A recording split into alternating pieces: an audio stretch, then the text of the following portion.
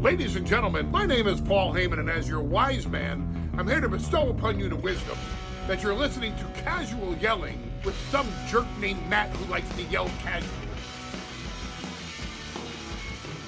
Hey, welcome to Casual Yelling, the casual conversation podcast with 85% less yelling. I'm Matt Elfring, and it's time for WWE 2K season. And I have opinions, as anybody would, of a video game.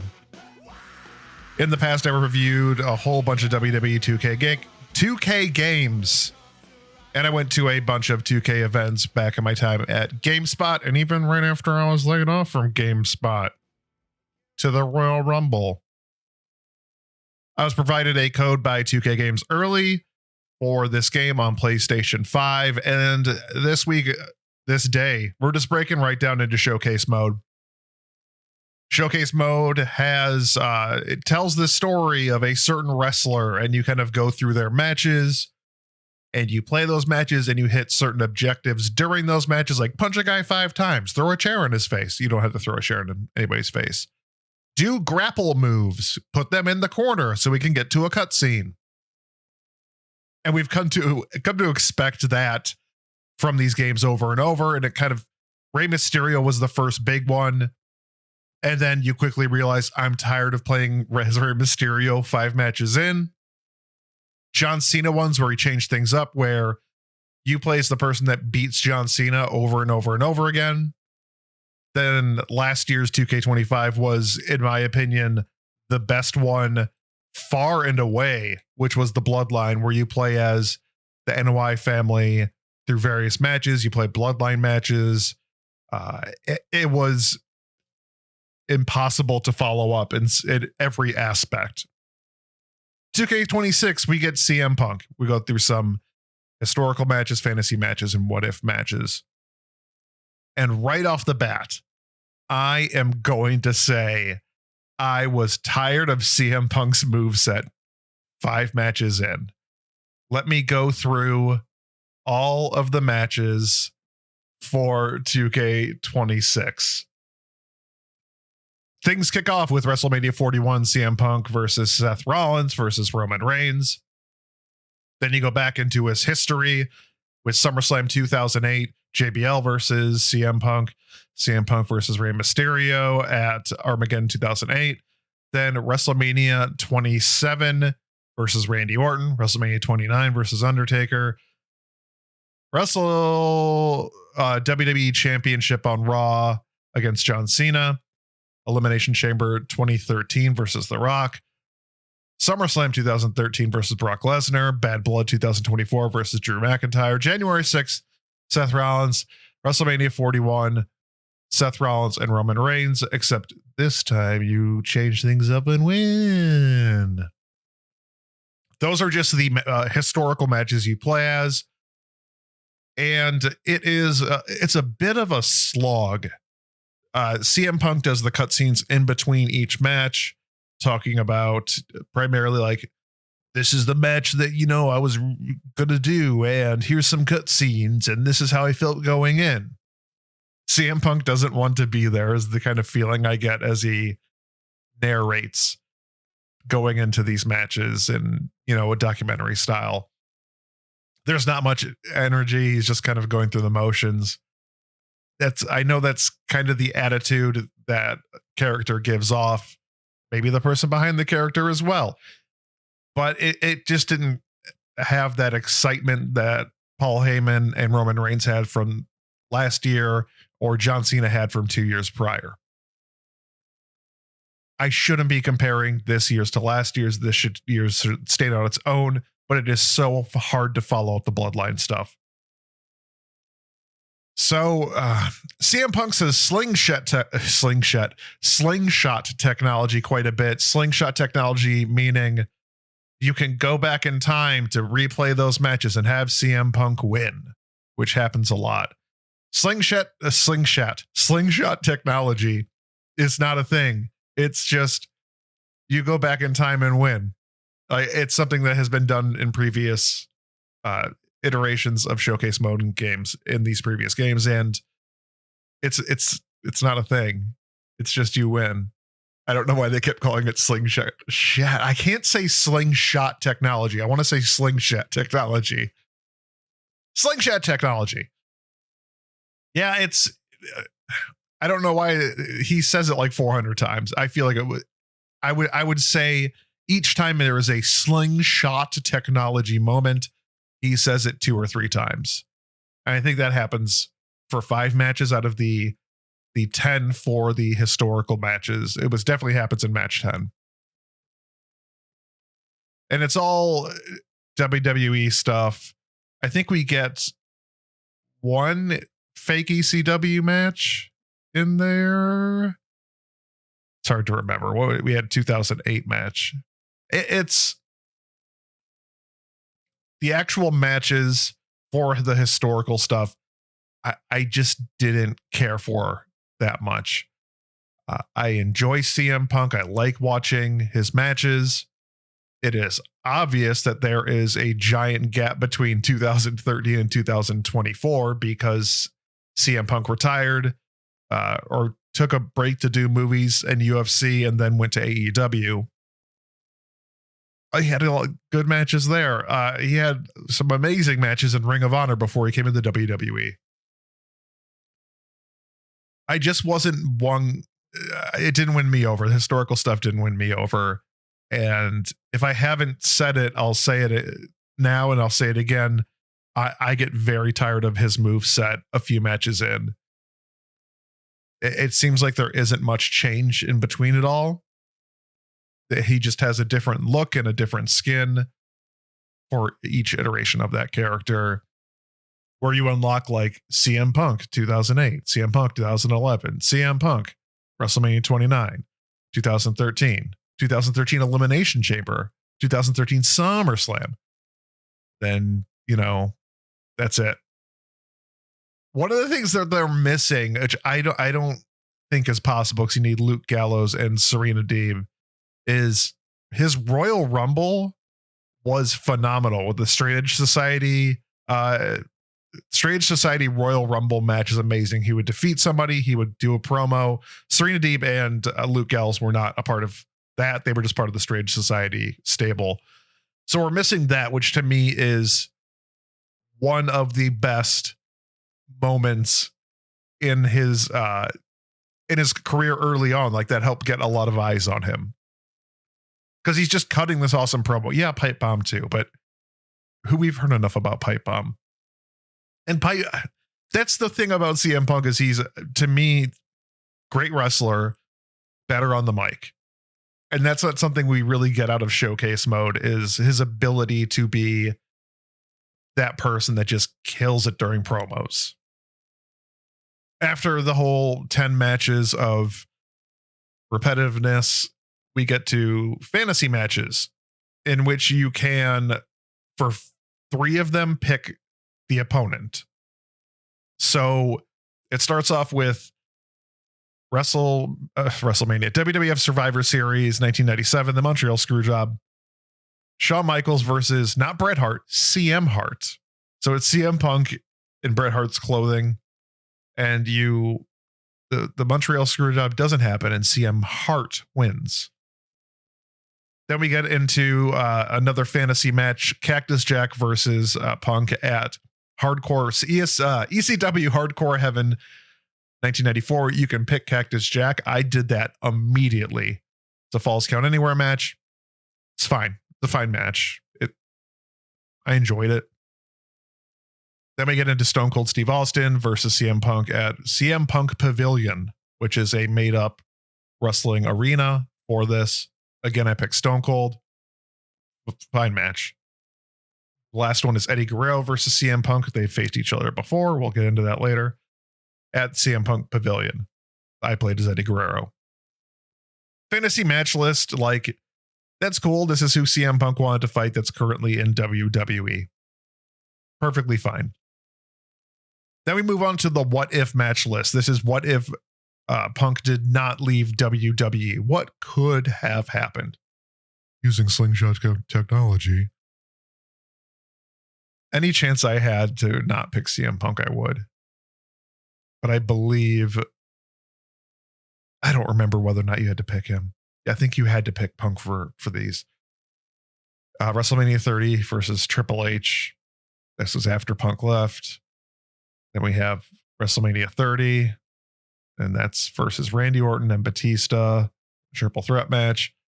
Raw 2015 versus Cena for the United States Championship. And the open mic challenge where you go up and do 6 minutes of terrible new material that has not been tested before. It's John Cena. It's the US Open Challenge. Then 2016 versus AJ Styles. Then 2019 at WrestleMania 35 versus Kurt Angle, where he was retired originally by Baron Corbin. I still love that, but you know how I feel about Baron Corbin if you know me. Love him. Then 2021 versus Bray Wyatt in Hell in a Cell. Then the last match is CM Punk and AJ Lee versus The Miz and Maurice at the CM Punk Pavilion in a mixed tag match. It's all fine. That one you had to play as Punk. It's all fine. The what if match list, I like the idea of it. I don't care for the execution as much. And again, I like doing the objectives. I like actually playing the matches. I didn't like playing as CM Punk. I didn't like playing as Rey Mysterio the first time they went around with this. I love the Cena version because you didn't have to play as John Cena every time. I love the Bloodline because you play as various family members in a Y family. Like, that's great. It gives a lot of variety. I don't feel stuck. Playing as CM Punk this much feels like a slog. His middle cutscenes talking about the matches, I just wasn't interested. I was interested more in him talking about the fantasy matches and the what if matches. That I was cool with. Pretty short and sweet. There's some weird animosity when he talks about the what if and he didn't leave for AEW. Like, all in all, like, just the playthrough, hitting the objectives, kind of unlocking things. I had a good time as long as I wasn't playing as CM Punk. After match 3 or 4, let's call it that. After match 3 or 4 playing as CM Punk, I wasn't a big fan of that. Slingshot technology. I can't say it. For the people that hate showcase mode, but want to unlock the things and grind through, I enjoy showcase mode. Instead, you can pick gauntlet mode, which is 20 matches set on hard all in a row. It's a gauntlet. You do 20 matches in a gauntlet, then you unlock everything. It starts out with CM Punk just being very cocky, like, you think you don't want to play showcase mode? Well, how about a gauntlet of 20 matches? You think you can get through with it? I made it three in. I mean, I usually play on hard mode too. There's a lot of gameplay mechanics, especially with the reversals, that have changed. I'll talk about mechanics in another episode. But there are a lot of mechanics and things that have changed since 2025 to 2026. A lot of that has to do with the reversal system and how that's changed up a little bit. You can't just spam triangle. Can't do that over and over and over like my son and I did last year versus each other. So I made it through the first match. I forgot who it was. Second was Brock Lesnar. Brock Lesnar, there was a lot of like, I know it's on hard mode. I'm not going to blaze through it. There's going to be some trials and tribulations. There was a lot of cheapness with Brock Lesnar that I hated, where I would hit reversal and I would mark late. There is a timing issue, I feel like, between hitting triangle on the controller I'm playing on PS5 or hitting Y on Xbox. And so hitting the input and actually what shows up on screen compared to 2025.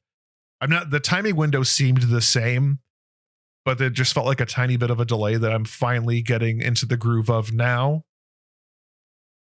And then there's some moves that just you can't reverse at all, which I found a little difficult.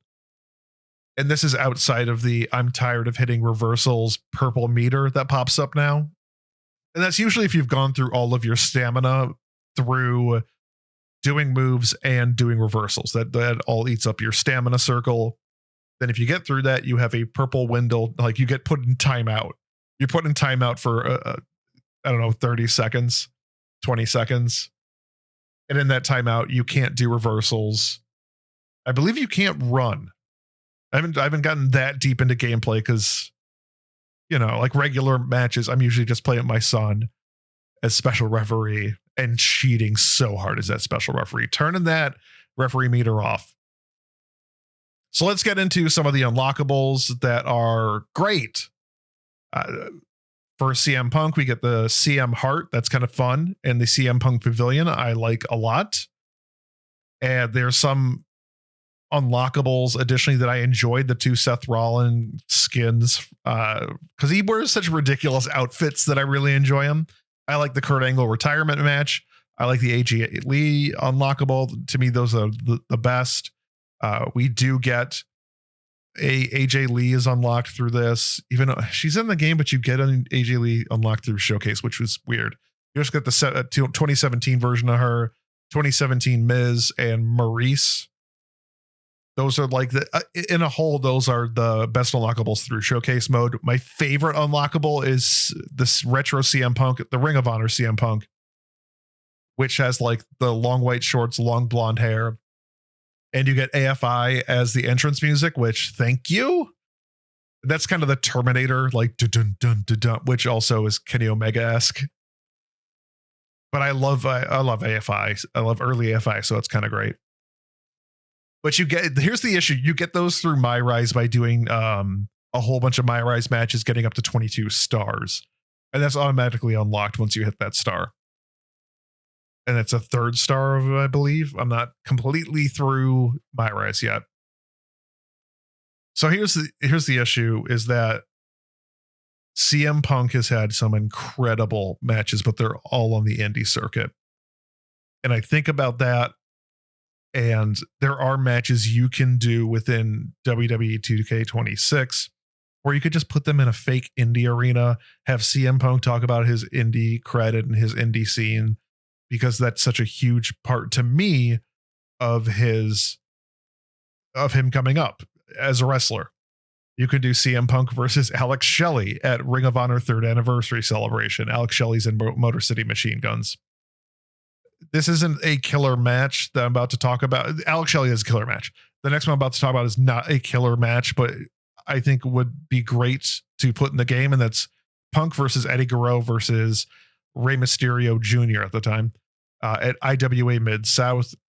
That's mainly there because you're having these 3 great wrestlers all in the same ring together. Like that's kind of an iconic match, which again isn't his best, but it's still great.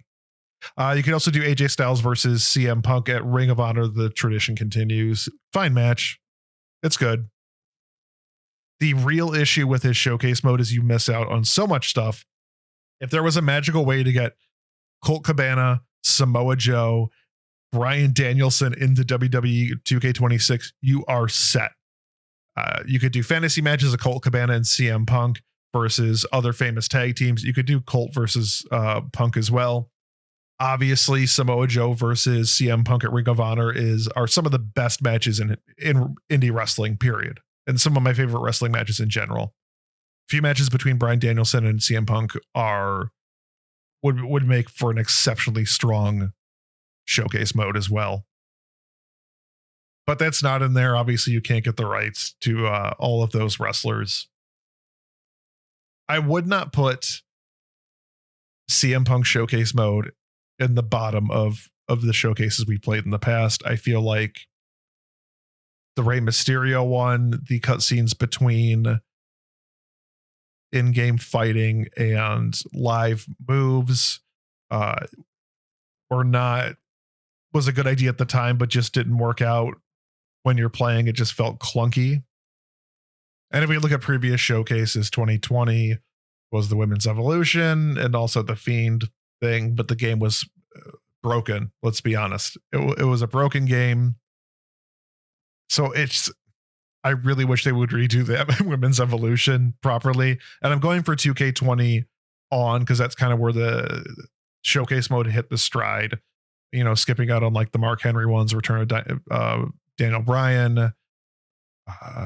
They say Mark Henry already. It's so hard to remember some of these. Early 90s and 80s stuff. You know, they were good, but they didn't hit what showcase mode is now. I think that's the best way to say it, right? And then they took to 2021 was not a game because Visual Concept had completely taken over making the game. Then you come back with the Rey Mysterio one.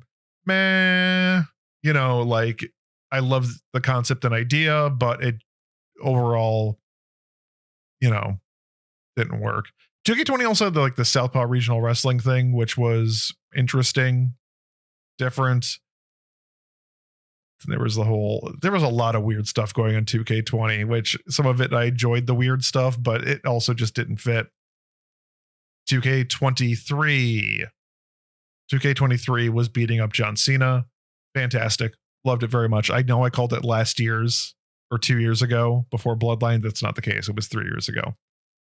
Then you go into 2K24, which is 40 years of WrestleMania. Not the best. I think this is when they start moving away from the real cuts to in-game, whatever. I feel like they missed out on a lot of great moments of WrestleMania history. And if you're doing a showcase mode based on WrestleMania, you're going to have to get the rights to a lot of wrestlers because the best matches aren't there in WrestleMania. The Stone Cold one from 2016 was one of my favorites, but and then Bloodline's my favorite personally from 2020 on. And then showcase, I put CM Punk above Rey Mysterio.